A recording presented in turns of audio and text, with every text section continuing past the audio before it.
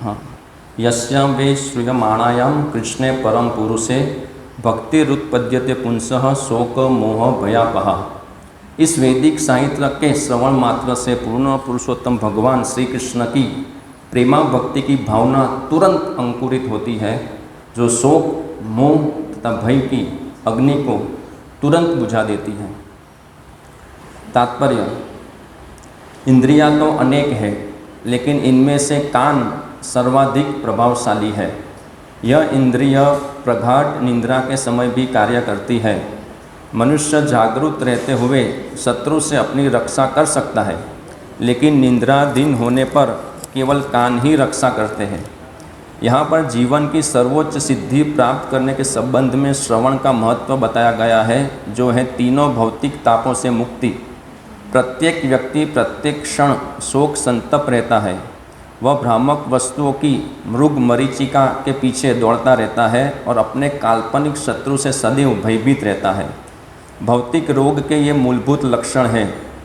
यहाँ पर यह स्पष्ट सुझाव है कि केवल श्रीमद् भागवतम का संदेश सुनने से ही भगवान श्री कृष्ण के प्रति अनुरक्ति उत्पन्न हो जाती है, और ऐसा होते ही भवरोग के लक्षण दूर हो जाते हैं।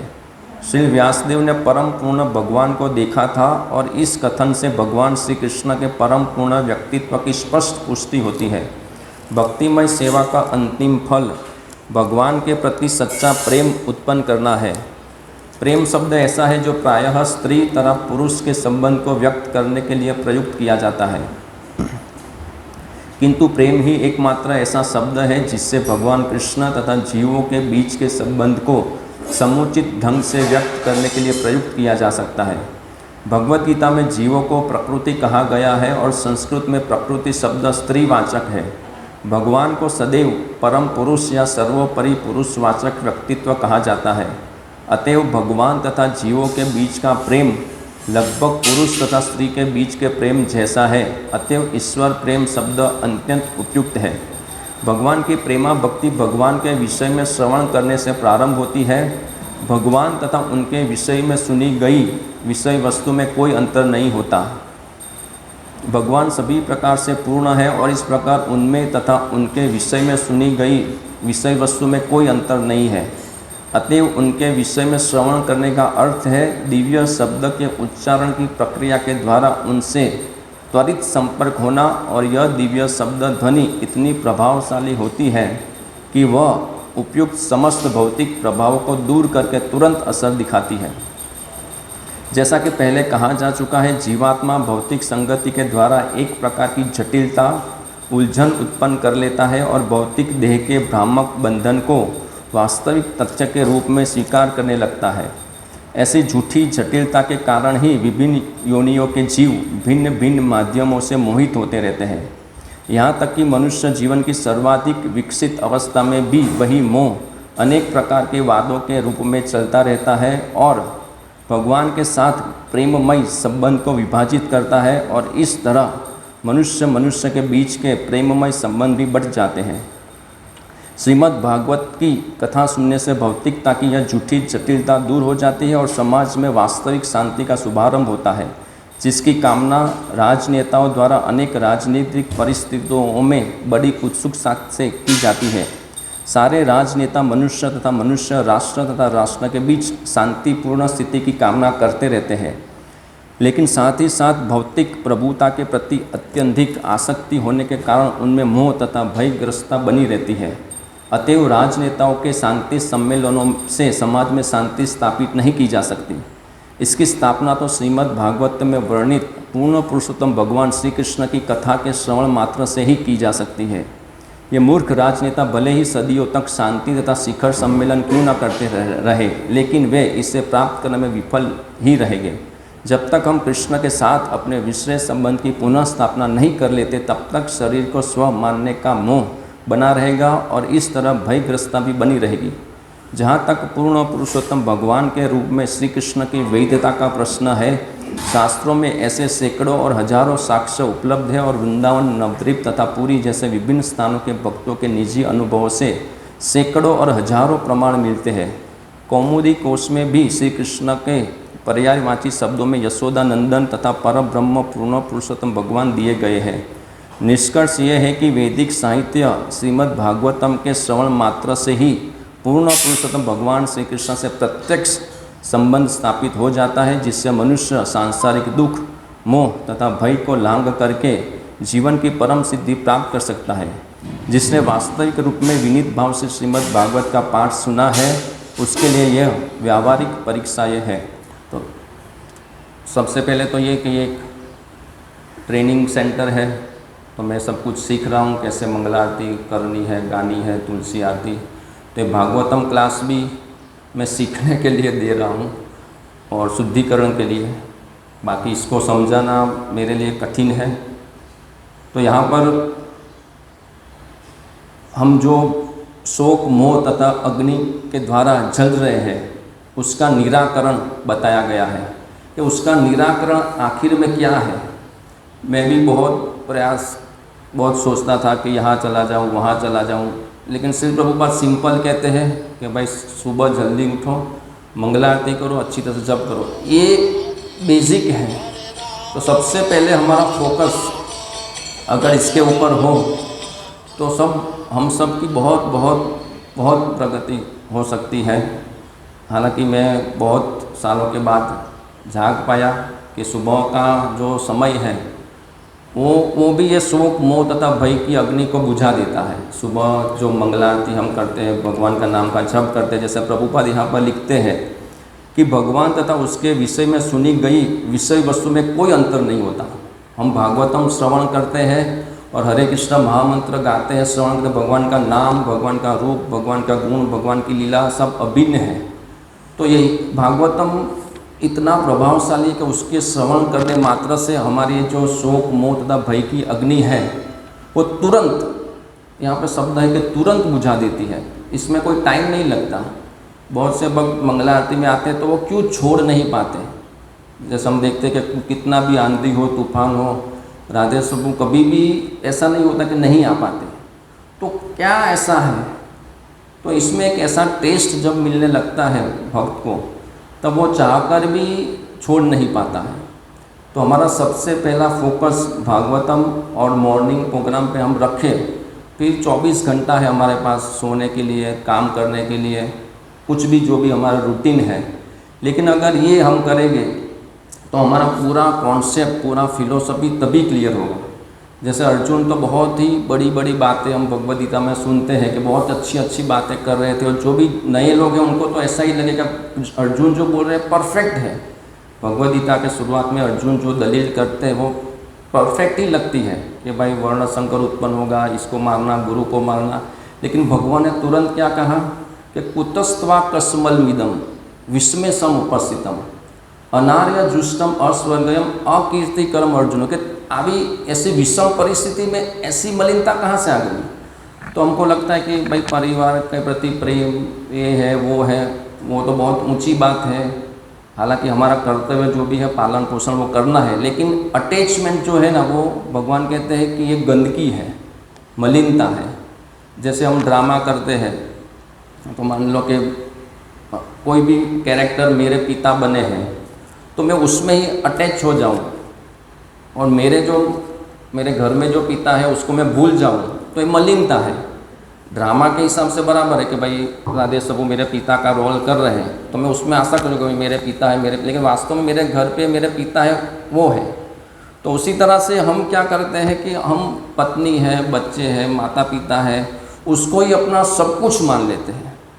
हालांकि उसका ध्यान रखना, जो भी है भक्ति में प्रगति करना बहुत ही ज़रूरी है, लेकिन जो हमारा मूल संबंध है वो भगवान कृष्ण के साथ है, और वो आत्मा के लेवल पर पत्नी है, बच्चे, माता पिता है, जो भी है उसका कल्याण करने की भावना से हमें गृहस्थ जीवन में रहना है। और भगवान यहाँ प्रभुपाद यहाँ पर यही लिखते हैं कि भगवान तथा उनके विषय में सुनी गई विषय वस्तु में कोई अंतर नहीं है। भगवान सभी प्रकार से पूर्ण है।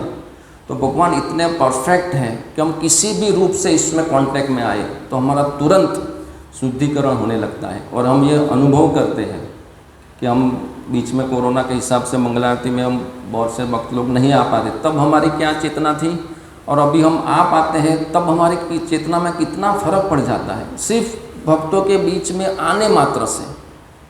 तो यही रहस्य है भक्ति में प्रगति का।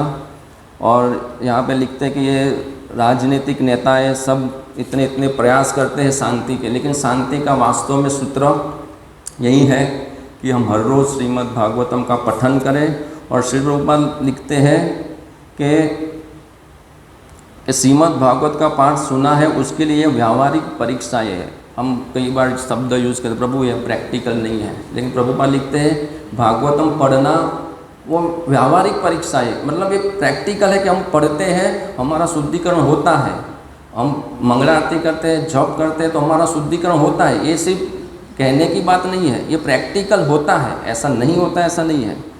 और लिखते हैं कि वैदिक साहित्य श्रीमद् भागवतम के श्रवण मात्र से भगवान श्री कृष्ण के साथ प्रत्यक्ष संबंध स्थापित हो जाता है।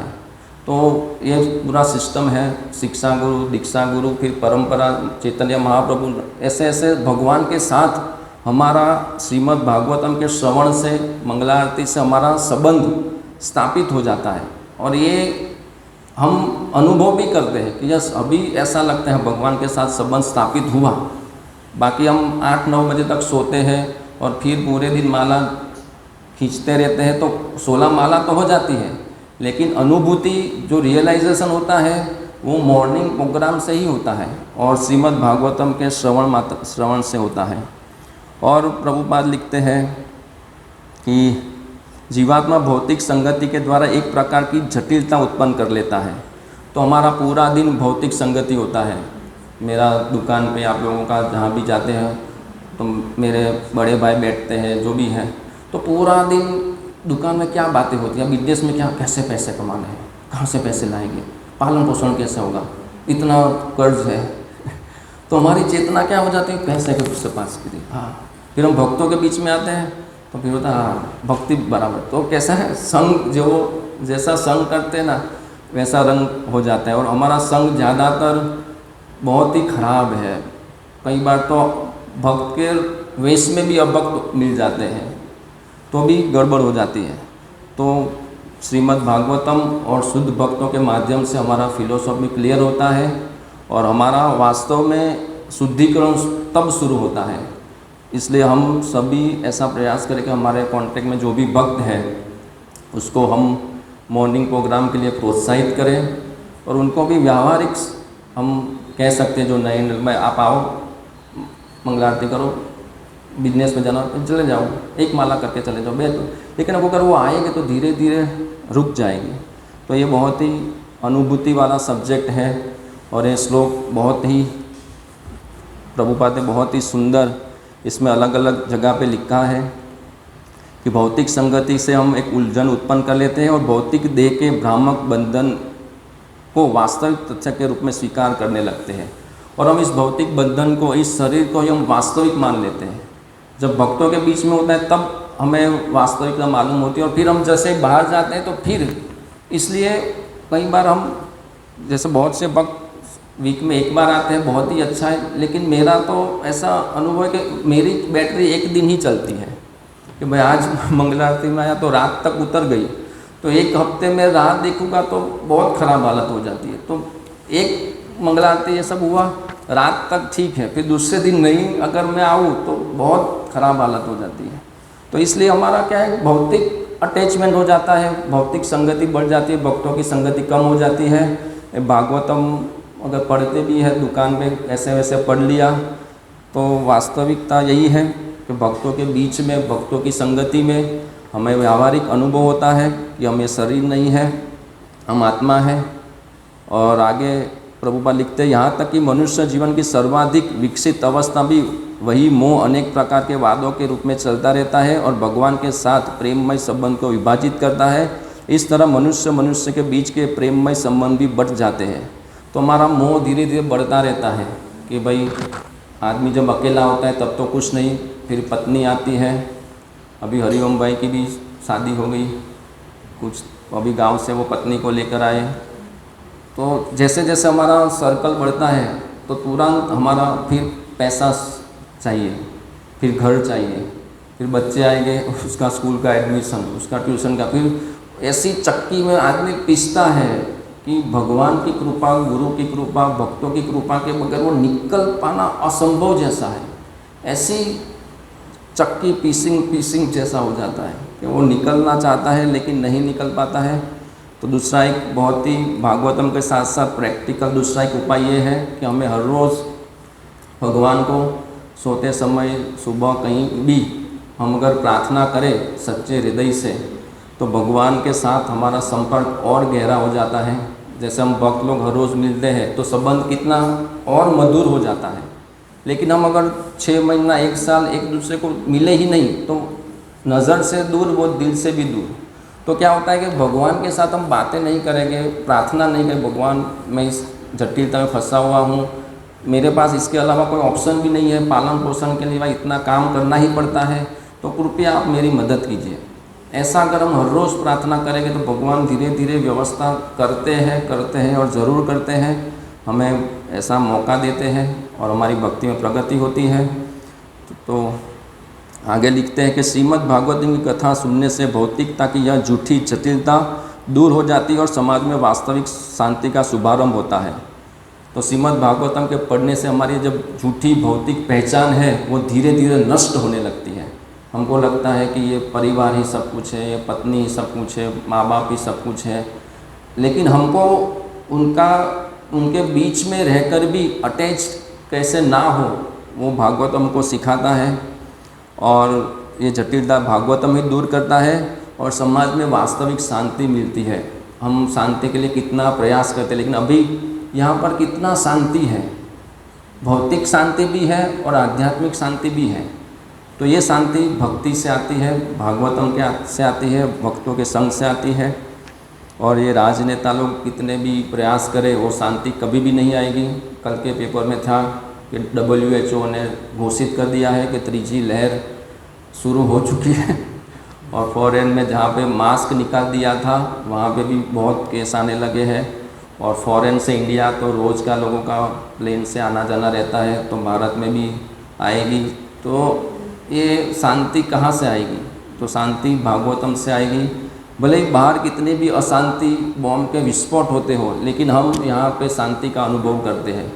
हमारे दुकान में एक कस्टमर आता था, बहुत करोड़पति, तो एक बीच में दवाई लेना आया था प्रोथाइडिन 75।